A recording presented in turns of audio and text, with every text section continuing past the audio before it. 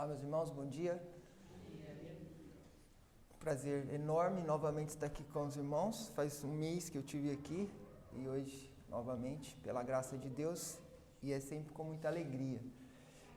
Nós vamos continuar na exposição de Filipenses, né? Nós começamos no domingo ao qual eu estive aqui, nós falamos no verso 1 e 2, não sei se os irmãos se recordam, e hoje nós vamos dar aí, então, continuidade a isso. Abra a sua Bíblia lá em Filipenses, lá no capítulo 1, nós vamos ler dos versos de 3 a 11. Filipenses capítulo 1, dos versos de 3 a 11.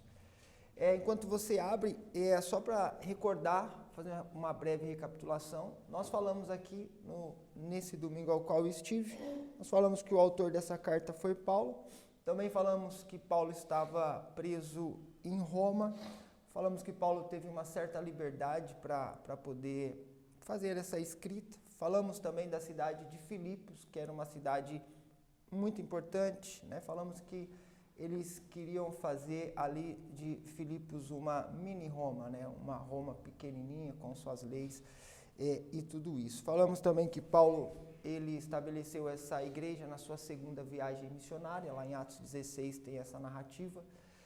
E é isso. Se os irmãos só recordando, verso 1, nós falamos sobre o servo de Cristo a serviço dos santos, e no verso 2, o servo de Cristo como mensageiro de boas novas, falamos isso nesse domingo. E hoje nós vamos retomar então, agora dos versos 3 até o verso 11. Peço aos irmãos que possam prestar atenção na leitura da palavra, que diz assim: Dou graças ao meu Deus por tudo que recordo de vós, fazendo sempre com alegria súplicas por todos vós em todas as minhas orações, pela vossa cooperação no Evangelho desde o primeiro dia até agora. Estou plenamente certo de que aquele que começou a boa obra em vós há de completá-la até o dia de Cristo.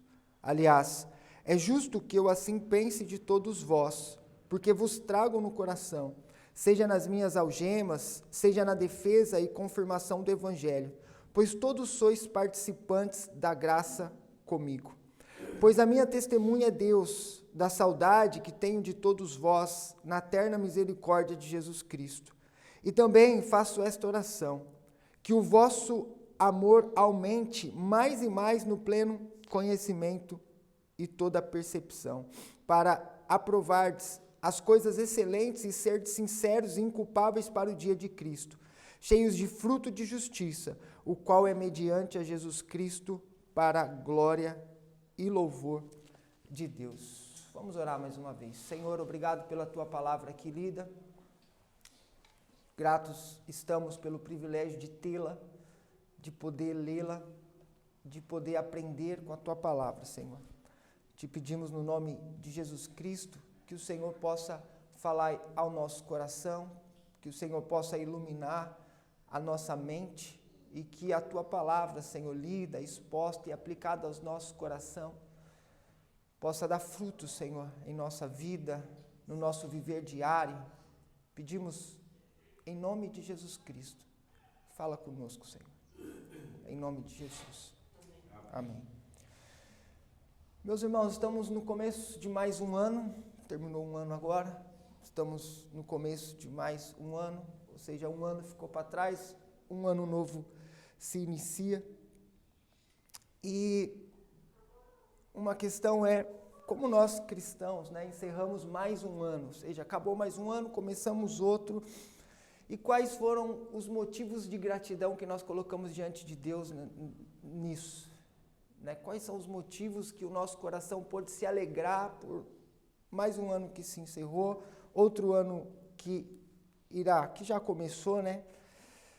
Será que todos os motivos de gratidão do nosso coração estão relacionados a coisas, né, materiais ou bênçãos, né, que conquistamos no decorrer do ano? Ou será que a gratidão em nosso coração pelo crescimento espiritual que Deus nos deu no decorrer de todo esse ano que passou? Será que em nossas orações de gratidão agradecemos a Deus pela graça que Ele nos deu de conhecê-lo um pouco mais, e ainda mais, e um pouco mais, e um pouco mais?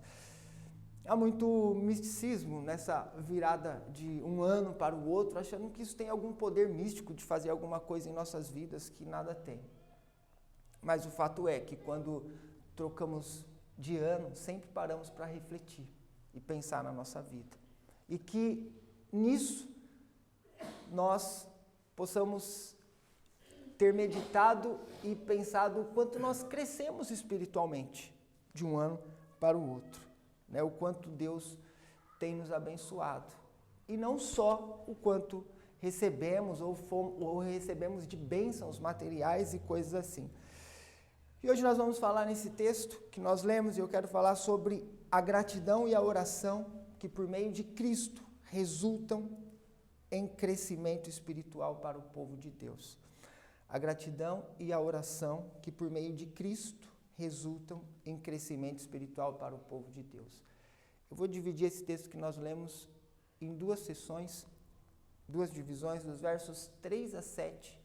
Nós vamos falar sobre a gratidão que transborda em alegria em favor da Igreja de Cristo. E depois dos versos de 9 a 11, nós vamos falar sobre a oração que tem como fim principal o crescimento espiritual por meio exclusivo de Cristo. Então, vamos lá para a nossa primeira divisão, a gratidão que transborda em alegria em favor da Igreja de Cristo. Primeiramente, nós vamos ler aí dos versos 3 a 5 e vamos notar que a gratidão que transborda em oração em favor da Igreja e que avança, de uma Igreja que avança em sua missão. Veja, verso 3 diz assim, Paulo dizendo aos Filipenses, ele diz, dou graças ao meu Deus por tudo que recordo de vós, fazendo sempre com alegria súplicas por todos vós e em todas as minhas orações, pela vossa cooperação no Evangelho, desde o princípio até agora. O que notamos aí logo é que Paulo ele irrompe em ações de graças, ou seja, Paulo está cheio de gratidão e Paulo está cheio de alegria. Também Paulo ele expressa alegria e a sua gratidão em súplicas em favor dos filipenses. Paulo está expressando a sua alegria e a sua gratidão através da oração que ele está fazendo pelos filipenses. Mas Paulo também tem um alvo final por sua gratidão, e o alvo final da gratidão de Paulo pelos filipenses é o próprio Deus. Porque Paulo diz assim, dou graças ao meu Deus. O alvo final é o próprio Deus, do trabalhar de Deus, do agir de Deus sobre aquela igreja, sobre a vida daqueles irmãos. E aqui uma pergunta, qual era o motivo então da gratidão de Paulo? Paulo começa dizendo, dou graças ao meu Deus. E qual era o motivo? Uma pergunta para nós, qual era o motivo então dessa alegria de Paulo? Calvino diz assim, abre aspas, o motivo é que eles experimentavam a comunhão do Evangelho, que eles eram participantes do Evangelho, o qual só pode ser concretizado por meio da fé, fecha aspas. De novo, ainda John Gill diz assim, olha só, abre aspas, eles continuaram no Evangelho do qual foram feitos participantes, e na comunhão uns para com os outros, no partir do pão, na oração e na audição da palavra, a qual eles constantemente se atentavam, e foram abençoados com a comunhão com o Pai, o Filho e o Espírito, até aquele momento. E, portanto, o apóstolo continuou desde o primeiro dia em que receberam o Evangelho, até aquele momento, a dar graça por eles. Fecha aspas. O que encheu o coração de Paulo de alegria, respondendo à pergunta, era que aquela igreja, ou os irmãos ali de Filipos, eles continuavam firmes na fé, ou eles continuavam a desenvolver a fé cristã, continuavam crescendo na caminhada cristã. E aqui nós precisamos fazer um destaque e voltarmos novamente. O que encheu o coração de Paulo? O que encheu o coração de Paulo de alegria? era ver o crescimento espiritual do povo de Deus. E aqui uma pergunta para nós: o que enche agora o nosso coração de alegria? O que enche o seu coração de alegria? O nosso coração de alegria é cheio por quais razões? O que traz ao seu coração gratidão? O que traz ao nosso coração alegria? O nosso coração tem se alegrado, veja, apenas com as coisas terrenas. O nosso coração tem se alegrado apenas com as coisas materiais, ou apenas com as coisas desse mundo. O nosso coração tem se enchido de alegria com as coisas do alto, com as coisas de cima, com as coisas do céu. Veja, muitas vezes nós nos alegramos com a compra de algo novo, não é verdade? E não tem mal nisso. E glória a Deus por isso, não é? E glória a Deus por isso. Mas nós se alegramos tanto quando conquistamos algo novo, não é verdade? Quando conseguimos uma promoção no trabalho, isso nos enche de alegria, vamos ganhar mais, um salário melhor. Ou quando entramos numa faculdade, em um curso, ou algo assim. Ou mesmo quando ganhamos um jogo novo de panelas. Ou um jogo novo de ferramentas de trabalho, que talvez você goste disso. E o nosso coração se enche de alegria. E aí você pode pensar, olha, vou criar um móvel novo, ou se não, olha, vou fazer um belo almoço hoje. Nosso coração se enche de alegria. Mas as coisas espirituais também precisam nos alegrar. As coisas do alto também precisam encher o nosso coração de alegria, de gratidão.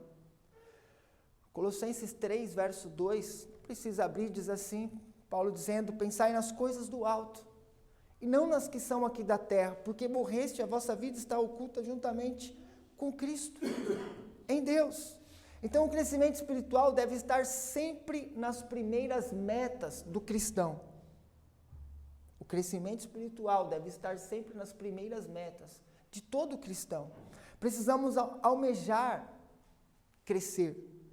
Precisamos almejar crescer espiritualmente e se alegrar nisso. E se alegrar no nosso crescimento. Crescemos espiritualmente, como o Lucas estava dizendo aqui, através da EBD, através dos cultos, da exposição da palavra, da leitura bíblica, da oração, da comunhão com os irmãos, da vida de igreja, da vida de devoção, da vida de estar junto, tudo isso nos leva ao crescimento espiritual. Então nós precisamos entender que o crescimento espiritual, ele nos leva a uma caminhada de sucesso. Veja, às vezes temos a ilusão de pensar o quê? Não, olha, eu não tenho tempo muito para me dedicar à igreja e o crescimento espiritual e essas coisas, porque eu tenho muitos afazeres e muitas coisas, meu dia é corrido, eu tenho muito no meu trabalho, eu tenho tanto a se fazer, então eu preciso estudar isso, aquilo e aquilo outro. Não, está errado. Quando nós buscamos a Deus em primeiro lugar, alimentamos a nossa alma, a nossa mente, o nosso coração, se dedicamos a isso fielmente, veja, todas as outras coisas vão contribuir. Veja, isso vai refletir em todas as outras áreas da nossa vida. Agora veja, se nós estamos com uma mente bagunçada, um coração inquieto, um corpo que não está disposto, com certeza as coisas que você vai fazer nos seus afazeres diários não vão fluir como deveriam.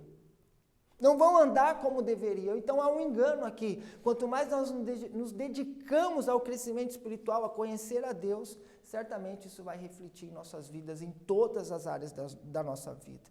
Então veja, a alegria aqui, gratidão de Paulo, era ver o crescimento espiritual daquela igreja.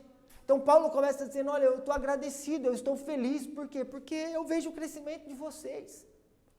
Eu vejo o empenho de vocês, eu vejo o que Deus tem feito na vida de vocês.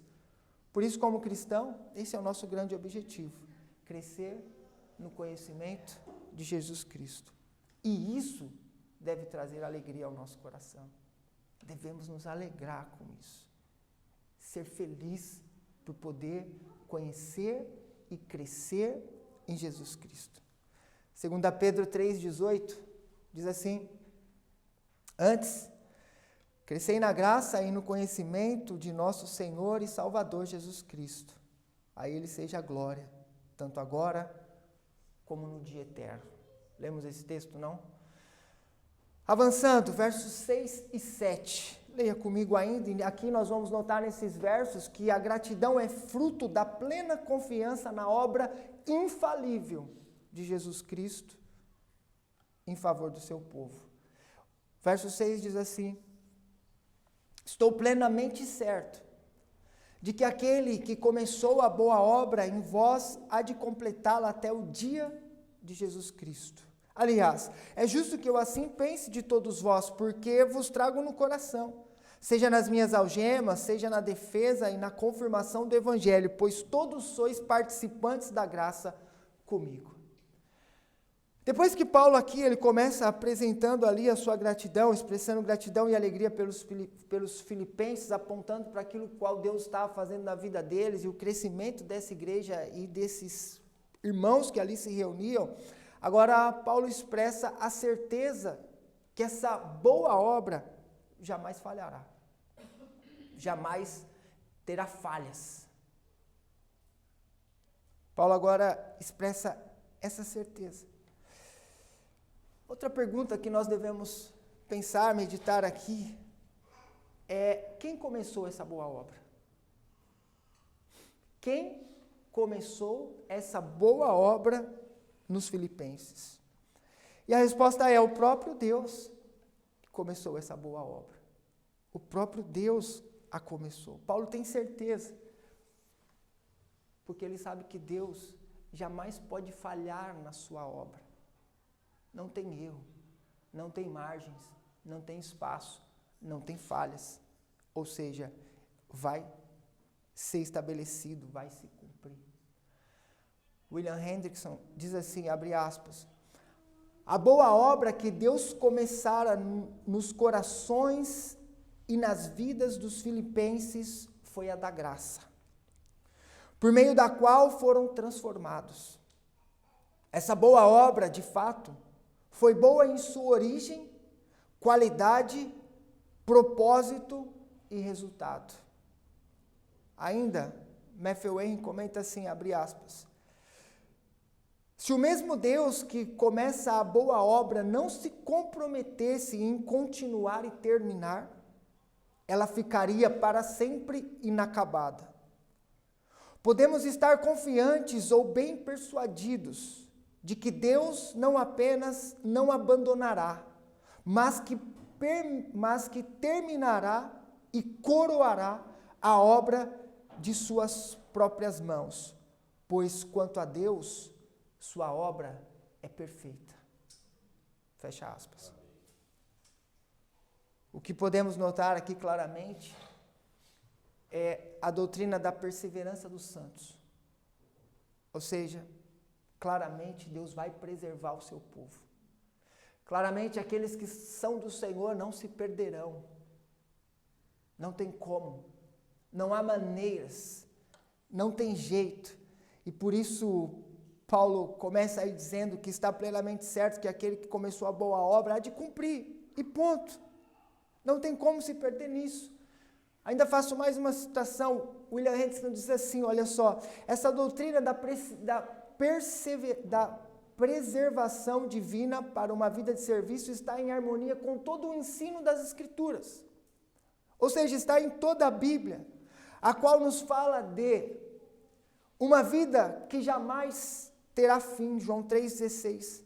Uma fonte de água que jamais deixará de borbulhar no coração daquele que a bebe, João 4,14. Um dom que jamais será perdido, João 6,37. Uma mão a qual a ovelha do bom pastor jamais será arrebatada, João 10,28. Uma corrente que jamais será partida, Romanos 8,29. Um amor do qual jamais nos separaremos, Romanos 8,39. Uma vocação que jamais será cancelada, Romanos 11,29. Um fundamento que jamais será destruído, 2 Timóteo 2,19. E uma herança que jamais será desfeita, 1 Pedro 1,4. Ou seja, não tem como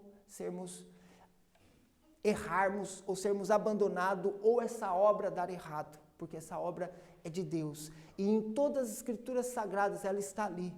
É Deus que cuida do seu povo. É Deus quem conduz o seu povo É Deus quem conduz a história da igreja. Então, em resumo, o crescimento espiritual dos filipenses é fruto da própria graça de Deus, que sustenta cada um dos seus. E nenhum deles, absolutamente nenhum deles, pode ser perdido pelo caminho. Então, Paulo, depois de expressar gratidão e dizer a Deus, olha, estou feliz, grato pela obra que posso ver nos filipenses, Paulo vem no verso 6 dizer, estou plenamente certo que aquele que começou a boa obra em vós há de completá-la até o dia de Cristo Jesus. Veja, no grego, plenamente é keitó, que significa certo, persuadido e confiante.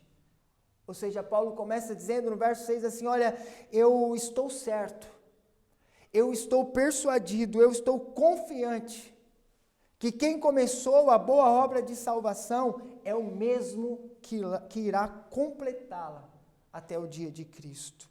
É o mesmo que irá conduzir essa salvação até o dia de Cristo. Então Paulo ele está certo, persuadido e confiante, ou seja, não tem como dar errado. Não vai dar errado. Por quê? Porque essa obra é do próprio Deus. É Deus quem cuida dos seus. É Deus quem conduz os seus. É o Senhor. A Confissão de Fé de Westminster, no capítulo 17, parágrafo 1, fala sobre a perseverança dos santos e diz assim: os que Deus aceitou em seu bem-amado, os que Ele chamou eficazmente e santificou pelo seu Espírito, não podem decair do estado da graça, nem total, nem finalmente, mas, com toda certeza, hão de perseverar nesse estado até o fim, e serão eternamente salvos. Serão eternamente salvos. Esse deve ser o motivo de gratidão. Esse deve ser um motivo de alegria para nós. Veja, meus irmãos, se a nossa salvação dependesse de nós, certamente nós falharíamos. Hoje mesmo nós falharíamos. Agora mesmo, sentado aí onde você está, ouvindo a pregação, certamente nós falharíamos também. A salvação não depende em nada de nós, mas daquele que nos chamou. E aquele que nos chamou é o mesmo que irá nos conduzir. Não tem como falhar, porque não depende de nós. Isso me fez recordar uma conversa com o presbítero Marco, lá da nossa igreja. Ele falou que antes de vir para Cristo, ele fazia parte de uma religião que pregava que o homem tem que ser bom. Ou seja, ele tem que procurar progredir, melhorar. E ele disse assim, olha, eu tinha dias que eu acordava determinado a não pecar, a ser melhor. E ele fala que todas as noites ele dormia frustrado, porque ele não conseguia. E no outro dia ele acordava e falava, olha, hoje eu vou ser melhor. Hoje eu vou tentar melhorar. Hoje eu não vou fazer aquilo, aquilo e aquilo. E ele falava que o dia mal começava, ele já se frustrava, porque ele não conseguia se tornar uma pessoa melhor. Por fim, ele desistiu dessa religião, abandonou e falou, olha, eu não vou em nenhum lugar mais. Não vou me envolver com religião mais. Então foi nesse momento que Cristo foi ao encontro dele, que Cristo o salvou. E ele percebeu que por ele mesmo nada poderia ser feito, mas que pela fé no Filho de Deus, tudo já estava pronto, feito, porque é Ele que conduz a história. Então, veja, creia que Cristo não só morreu pelos nossos pecados, mas Ele nos dirige. Veja, João 10, verso 27 diz assim, Jesus dizendo mesmo, as minhas ovelhas ouvem a minha voz, eu as conheço e elas me seguem. Eu lhes dou a vida eterna, jamais perecerão, e ninguém as arrebatará das minhas mãos. Ninguém pode te arrebatar das mãos de Cristo. Jamais. Veja, meu irmão, precisamos sempre buscar crescer espiritualmente. Sempre estar nessa busca, sempre avançar em conhecer a Deus. Mas lembre-se, estamos nas mãos de Cristo. Não importa o que aconteça. Estamos na mão daquele que nunca perdeu e jamais perderá. Não somos cristãos porque nós decidimos dedicarmos e nos aplicarmos totalmente a Deus, a conhecer a Deus e ser o melhor possível. Não somos cristãos por causa disso. Nem eu, nem você, nós iríamos para Cristo porque nós estávamos mortos em nossos delitos e pecados. Morto não faz nada, não ouve, não se mexe, não tem reação, não pode andar, não pode caminhar, não pode fazer absolutamente nada. Mas um dia, Deus foi ao nosso encontro. E Deus nos chamou da nossa morte para a vida. Então, por causa dessa escolha, devemos diariamente nos aplicar a conhecer esse Salvador que tanto nos amou. E crescer nesse Salvador. Não crescer para alcançar algo, mas crescer porque Ele já nos alcançou. O verso 8, agora, nós vamos notar o sentimento verdadeiro pela Igreja de Cristo, aponta para a sua importância em nossas vidas. O verso 8 diz assim, Paulo dizendo, pois a minha testemunha é Deus, da saudade que tenho de todos vós, na eterna misericórdia de Cristo. Henderson, de novo, diz assim, abre aspas, o fato de Paulo evocar a Deus como sua testemunha significa que o apóstolo anela profundamente por todos os filipenses. Ele está eternamente ligado a eles e muito anseia vê-los outra vez. Fecha aspas. Paulo então fala da sua alegria e gratidão pelo crescimento daquela igreja, daqueles irmãos. Paulo fala sobre a sua certeza que Deus cuidará deles até o dia de Cristo. E agora, novamente, Paulo evoca Deus como sua testemunha da saudade e do carinho, do amor que Paulo tem por eles. Veja, não podemos se dizer cristão se não amamos a igreja de Cristo. Não podemos se dizer cristão se não amamos a igreja. Nossos irmãos em Cristo, a igreja de Cristo, o povo reunido é o povo do céu. São os nossos irmãos. Paulo fundou essa igreja, veja, meus irmãos, embaixo de prisão, maus tratos, de grande resistência. Mas mesmo assim, Paulo ama esses irmãos intensamente. Como eu falei no domingo que eu estava aqui, notamos que em toda essa carta aos Filipenses, Paulo não tem duras repreensões, pelo contrário, Paulo está sempre a se alegrar com essa igreja, com muito amor. Ou seja, tudo que Paulo sofreu na plantação dessa igreja é nada, perto do amor que Paulo tem por esses irmãos. E uma pergunta para nós é se nós temos amado a igreja. Uma pergunta para nós, prática, é o quanto nós temos amado a igreja de Cristo. O quanto nós temos amado o povo do céu. O quanto nós temos amado o local ao qual nos reunimos, os irmãos com o qual nós nos relacionamos e nos reunimos todos os domingos. Há uma moda ou uma modinha hoje que se chama desigrejados. Ou seja, as pessoas dizem ser cristão, mas não vão à igreja. As pessoas dizem ser cristão, mas não se relacionam com o povo do céu. E eu não consigo entender isso.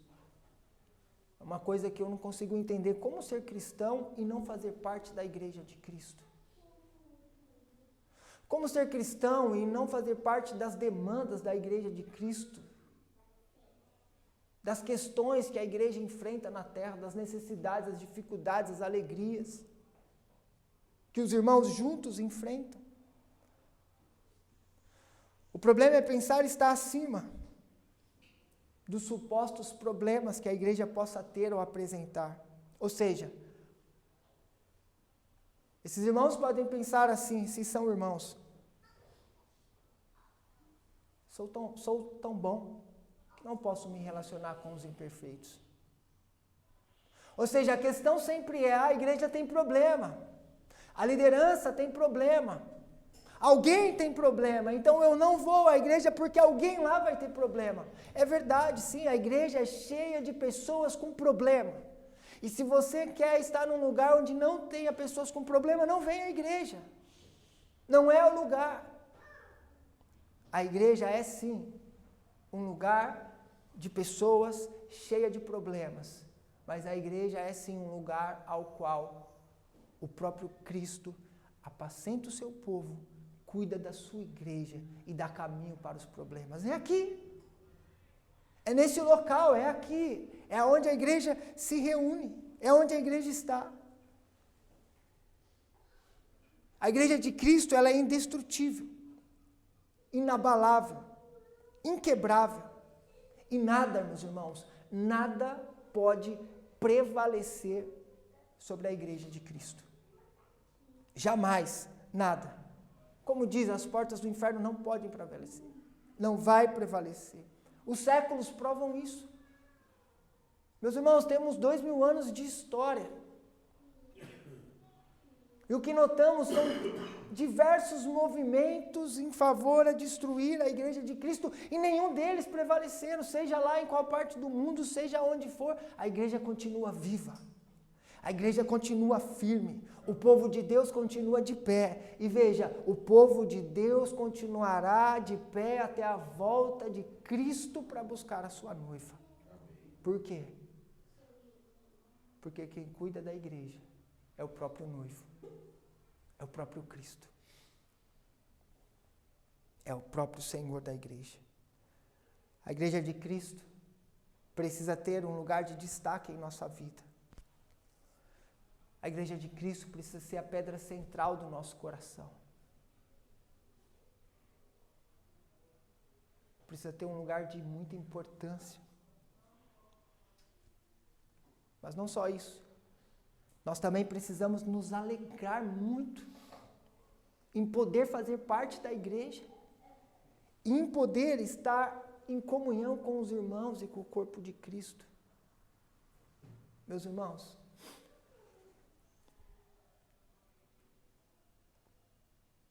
quantas vezes você não veio para um culto como esse, que talvez tivesse 3, 2, 5, 10, 100 irmãos? Chegou aqui quebrado, triste, pensando em desistir, talvez alguns pensando em tirar a vida, talvez alguns decepcionados com todas as esferas da vida. E entrou nesse lugar e cantou e adorou e ouviu a exposição da palavra e algo aconteceu dentro do seu coração. Quantas vezes, meus irmãos? Quantas vezes? A igreja de Cristo é espiritual. E ela tem o poder de curar a nossa vida sempre que nós estamos nela, se relacionando com ela, se relacionando com os irmãos, prestando culto ao nosso Deus. Deus trabalha, Deus move, Deus cuida, Deus protege, Deus exorta, Deus transforma a nossa vida. Até o dia ao qual nós estaremos com Ele na eternidade. Nossa segunda divisão agora, dos versos de 9 a 11, nós vamos tratar sobre a oração que tem como fim principal o crescimento espiritual por meio exclusivo de Cristo. Versos 9 e 10, nós vamos ler agora, nós vamos notar aí que a oração tem como fim principal o crescimento espiritual do povo de Deus. Olha, verso 9. E também faço esta oração, que o vosso amor aumente mais e mais em pleno conhecimento e toda percepção, para provardes as coisas excelentes e serdes sinceros e inculpáveis para o dia de Cristo. Então, mais uma vez, notamos a alegria de Paulo e a gratidão de Paulo para com aqueles irmãos, também a certeza que Paulo tinha que Deus iria completar a obra na vida daqueles irmãos de Filipenses, e também Paulo fala da imensa saudade, do amor que ele tinha para com aquela igreja. Mas agora, mais uma vez, Paulo diz fazer uma oração, ou seja, Paulo está a orar por aqueles irmãos, orar pelos filipenses. É o que o texto nos diz. Também faço essa oração. E qual é o motivo da oração? Pergunta, qual é o motivo da oração? Não é porque Paulo está a orar. E a oração é que o amor dos filipenses possa aumentar ainda mais em pleno conhecimento e percepção para serem inculpáveis para o dia de Cristo. Ou seja, quanto mais os filipenses conhecerem a Deus, mais eles passarão a amar esse Deus. Ou como diz nosso irmão João Calvino, abre aspas, porque quanto maior for a competência que adquirimos no conhecimento, tanto mais deve crescer o nosso amor. Quanto mais conhecemos, mais deve crescer o nosso amor. Nesse caso, o significado seria, para que o vosso amor aumente em conformidade com a medida do conhecimento. Então, nesses versos, fecha aspas, nesses versos de 9 a 10, nós notamos que o crescimento e a percepção sendo desenvolvidas diariamente trará sabedoria para a nossa vida, para nós julgarmos todas as coisas com sinceridade, como o texto diz, e chegarmos inculpáveis para o dia de Cristo. Paulo, em oração, então, está orando para que aqueles irmãos possam crescer em amor, crescer em conhecimento e crescer em percepção. Essa é a oração que Paulo nos apresenta aqui. Essa é a ordem. Veja, olha, quanto mais nós amamos a Deus, mais nós o conhecemos. Quanto mais o conhecemos, mais temos percepção deste mundo caído. Vou dizer novamente, quanto mais amamos a Deus, mais o conhecemos. Quanto mais o conhecemos, mais temos percepção desse mundo caído ao qual nós vivemos. Então, esse precisa ser o grande objetivo da vida cristã. Conhecer a Deus, amar a Deus, para que isso nos leve a conhecer a Deus ainda mais, e para que esse conhecer a Deus nos leve a ter o quê? Uma percepção ainda maior desse mundo que nos cerca, esse mundo caído que nos cerca.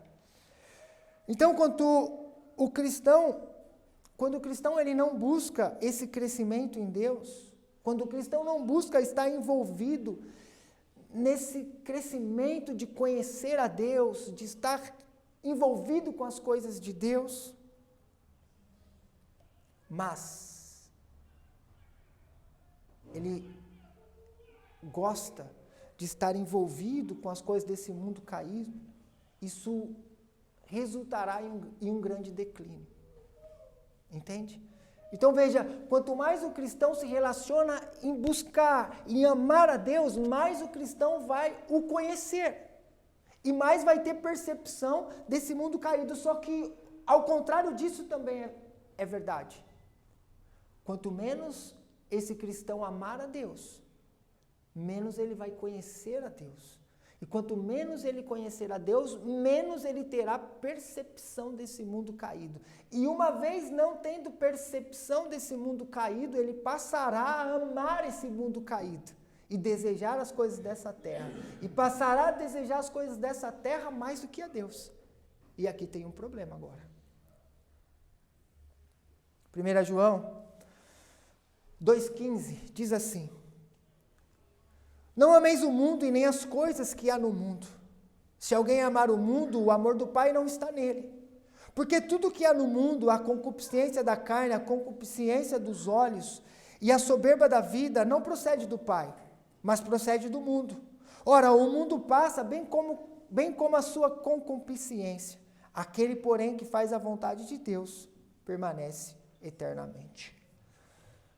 Ainda preciso fazer aqui, neste ponto aí, de uma breve observação, para nós não desconstruirmos o que já falamos. Quando o texto diz, texto que nós lemos, para ser inculpáveis para o dia de Cristo, não está se referindo à perca de salvação, ok? Não está se referindo a ser salvo ou não. Aqui é simples. Se na nossa vida não temos o desejo de conhecer a Deus, crescer em amor, conhecimento e percepção, precisamos fazer uma checagem, parar e fazer uma checagem da nossa vida, se esse não é o nosso desejo. Porque, veja, a questão não é perder a salvação, e sim, é se em algum momento houve salvação. Porque o cristão verdadeiro, ele caminha em direção a Deus, ao céu, e não em direção ao mundo e às coisas caídas e tudo que o mundo oferece. Por isso, então, nós devemos buscar a Deus de todo o coração. Sempre buscando crescer em Deus frequentemente. E fazemos isso quando nos relacionamos com aquilo que é espiritual. Quando estamos envolvidos com aquilo que é espiritual. Como já tratamos, quando estamos envolvidos com aquilo que é eterno, com aquilo que é do céu. Então, a questão não é tratar para o dia de Cristo aqui com os cristãos, como está a tratar o texto, com relação à salvação. Não, isso é simples. O salvo, ele vai sempre buscar caminhar para aquilo que o leve a Deus. E o não salvo, ele sempre vai ter a tendência a se voltar para as coisas do mundo e amar o mundo com todas as suas forças. E nós, como cristãos, então, devemos sempre estar a buscar o nosso Salvador, o nosso Senhor, e crescer nisso, e avançar sempre nisso. Amém? E adiante, avançando aí para o verso 11, nós vamos notar que a oração que confia que todo o crescimento espiritual depende exclusivamente e somente de Cristo. E aí Paulo continua dizendo assim: cheios de fruto de justiça, o qual é mediante a Jesus Cristo, para a glória e louvor de Deus. Olha, o amor que aumenta em conformidade com o conhecimento nos levará a um viver santo e cheio de frutos de justiça. Quanto mais amamos a Deus, mais agimos de maneira a qual Ele seja glorificado. E isso aponta para uma boa consciência que produz fruto por meio das obras. Ou seja, quanto mais nós amamos a Deus, mais nós vamos agir de uma maneira que glorifique a Deus. Não tem como você amar intensamente a Deus e viver de uma maneira que desagrade o mesmo Deus que você diz amar. Não faz sentido isso. Então, quanto mais nós amamos a Deus, quanto mais nós buscamos e amamos e se entregamos para esse Deus, mais nós vamos viver de maneira que esse Deus seja, então, glorificado. Isso aponta para uma boa consciência que vai nos trazer frutos, que é o que o texto está dizendo, vai nos trazer frutos de justiça. Ou seja, por meio das obras as quais estamos inseridos no mundo, automaticamente, por viver Cristo e a palavra, nós vamos produzir bons frutos. Frutos que glorifiquem a Deus. Mas, toda boa obra que possa fluir de nossas vidas, não vem de nós. Não é nossa em essência. Só pode ser mediante a Cristo. Pois toda boa obra é dom exclusivo somente dele. De nós mesmos, nada podemos fazer. Matthew Henry diz assim, olha que interessante, abre aspas, ele diz assim para esse texto, comentando, ele diz: os frutos da justiça são as evidências e efeitos da nossa santificação. Os deveres da santidade brotando de um coração renovado. Esses frutos são por Jesus Cristo, por sua força e graça, pois sem Ele nada podemos fazer. Somos fortes na graça que está em Cristo Jesus e fortalecidos com poder pelo seu Espírito, e eles são para a glória e louvor de Deus. Ou seja, é por meio dele. Os frutos de justiça, que são evidência de nosso crescimento espiritual, não tem como fim principal os nossos esforços. Ou seja, como eu dei o exemplo agora há pouco, eu determino que esse dia eu vou acordar e só vou fazer o bem, nada de mal e não vou errar. Não vai dar certo. Não é, os frutos de justiça não é pelos nossos esforços, mas por Cristo. Por Cristo. Vou te dar um exemplo bem simples. Talvez você já orou por algo na sua vida e falou: Senhor, tira isso da minha vida. Não sei. Tira essa ira aí que eu tenho no trânsito. Ou outras coisas. E continuou a orar por isso, e em algum determinado momento da sua vida, você notou que isso já não fazia parte da sua vida mais. Ou não fazia parte da sua vida com a mesma intensidade. O que é isso? Você nem percebeu, mas é o trabalhar de Cristo pela graça, que trabalhou na sua vida e te fez melhorar nisso. Então, vamos tratar desse ponto de uma maneira bem prática. Quando falamos de crescimento espiritual, estamos a falar do quê? Dedicação, devoção, morte para a carne, abrir mão das coisas que gostamos. E aí eu te pergunto, isso é uma tarefa fácil? É uma tarefa fácil você abrir mão dessas coisas? Então, crescer não é fácil. Crescer não é uma tarefa fácil. Gostamos do que é confortável, na verdade. Eu gosto do que é confortável. Quanto mais confortável, para mim, melhor. Quanto poder ser mais confortável, eu vou ficar mais feliz ainda. É o nosso eu. Veja, nós gostamos mais, por exemplo, de ler a Bíblia ou tirar um bom cochilo. Ou, por exemplo, começar a ler a Bíblia e terminar a leitura em um bom cochilo. Ler um bom livro ou assistir uma boa série da Netflix. Ler um artigo teológico ou gastar um tempinho no Instagram. Orar por 1 hora ou um bom café em uma boa companhia. Sair com os colegas do trabalho ou com os irmãos da igreja.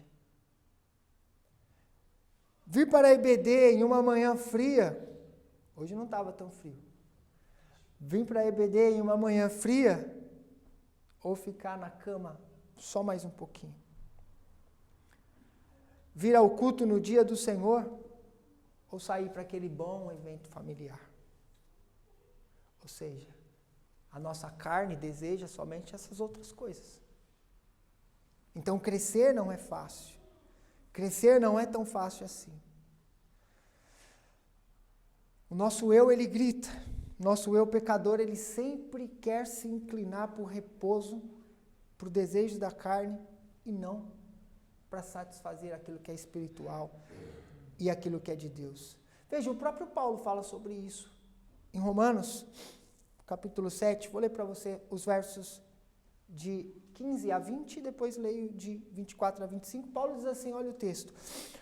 Porque nem mesmo compreendo o meu próprio modo de agir. Esse mesmo Paulo que nós estamos falando de Filipenses diz, pois não faço o que prefiro, e sim o que detesto. Ora, se faço o que não quero, consinto com a lei que é boa. Neste caso, quem faz isso já não sou eu, mas o pecado que habita em mim. Porque eu sei que em mim, isso é, na minha carne, não habita bem nenhum, pois o querer o bem está em mim, não porém efetuá-lo. Porque não faço o bem que prefiro, mas o mal que não quero, esse faço. Mas se faço o que não quero, já não sou eu que o faço, e sim o pecado que habita em mim. E o verso 24 ele diz assim: desventurado o homem que sou, quem me livrará do corpo dessa morte? E o verso 25 diz: graças a Deus por Jesus Cristo, que nos amou, graças a Deus por Jesus Cristo, nosso Senhor. Graças a Deus por Jesus Cristo, nosso Senhor. É isso. Olha, quando Paulo diz no verso 11, que nós lemos agora de Filipenses, ele diz, cheios de fruto de justiça, o qual é mediante, o texto diz o quê? O qual é mediante a Jesus Cristo. Ou seja, toda boa obra é por meio de Jesus Cristo.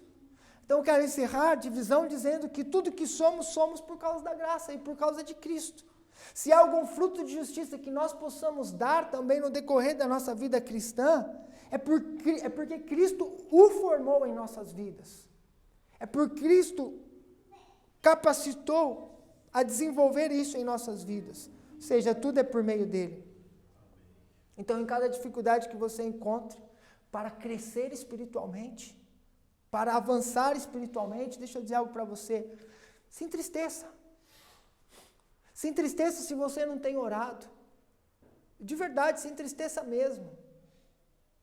Se entristeça se você não tem momentos de devoção com Deus, de a sós com Deus. Se entristeça se você não tem lido a Bíblia. Faça um propósito de ler esse ano. Se entristeça se você não tem lido algo que te edifica. Se entristeça mesmo. Fique triste por isso. Mas, confie em Cristo. E ore a Cristo. E diga, Senhor, eu quero, eu não consigo. Eu não dou conta. Eu queria fazer essa leitura bíblica, eu queria muito, mas eu não consigo. Tem algo dentro de mim que não me deixa. Senhor, eu queria muito melhorar minha vida de oração, mas tem algo dentro de mim que não permite. Parece que eu quero, eu marco aquele momento de oração, mas eu não consigo ir. Me ajuda, Jesus. E eu tenho certeza que Cristo irá te ajudar, porque todo bom fruto é somente dele. Apenas dele. Então se entristeça sim, mas confie na graça soberana, porque ela vai te capacitar. E não só isso, ela vai te conduzir em crescimento espiritual. E não só isso, ela vai te levar até o dia ao qual nós estaremos com Cristo por toda a eternidade. Então, nós falamos aqui sobre a gratidão e a oração que por meio de Cristo resulta em crescimento espiritual para o povo de Deus. Falamos em 2 pontos, os versos 3 a 7, a gratidão que transborda em alegria em favor da igreja de Cristo. E dos versos de 9 a 11 falamos sobre a oração, que tem como fim principal o crescimento espiritual por meio exclusivo de Cristo. Deixo apenas algumas aplicações rápidas. Busque conhecer a Deus mais profundamente esse ano. Pense em meios que possa te ajudar a fazer isso. Faça com que através do conhecimento dele, seu amor por Deus cresça ainda mais. E dê frutos que possam ser notados nas áreas da sua vida. Não gaste seu precioso tempo com futilidades, mas se aplique ao crescimento espiritual. Cultive um coração grato e alegre por poder fazer parte da igreja de Cristo. Busque fazer de sua igreja o local onde todos possam crescer mutuamente em Deus. Escolha amar e servir a Cristo e a sua igreja a cada dia. E confie plenamente que o trabalhar de Cristo em sua vida jamais poderá falhar. Vamos orar? Senhor, obrigado pela tua palavra aqui, que foi lida, que foi explicada, que foi aplicada. E eu peço pela tua misericórdia sobre as nossas vidas e clamo para que o teu Santo Espírito possa colocar essas implicações no mais profundo do nosso coração, não só em nossa mente, mas que da nossa mente ela possa ir para o nosso coração e possa gerar frutos em nossas vidas, Senhor. Diante da tua palavra, nós somos confrontados. Diante da tua palavra, somos repreendidos. Mas diante da tua palavra também, nós somos fortalecidos, encorajados. E que o Senhor, então, nos abençoe assim, para que possamos crescer no conhecimento, para que possamos prosseguir em Te conhecer mais e mais, Senhor. E que diariamente os frutos desse conhecimento possa estar por onde passarmos e que por meio disso as pessoas vejam Cristo em nossa vida e que por meio disso as pessoas sintam um desejo de conhecê-lo profundamente. Eu oro pelos meus irmãos, que o Senhor continue a nos abençoar, que o Senhor continue a nos enriquecer em tudo, através da Tua graça, da Tua bendita graça. Oramos assim, em nome do Teu Filho amado, Jesus Cristo. Amém.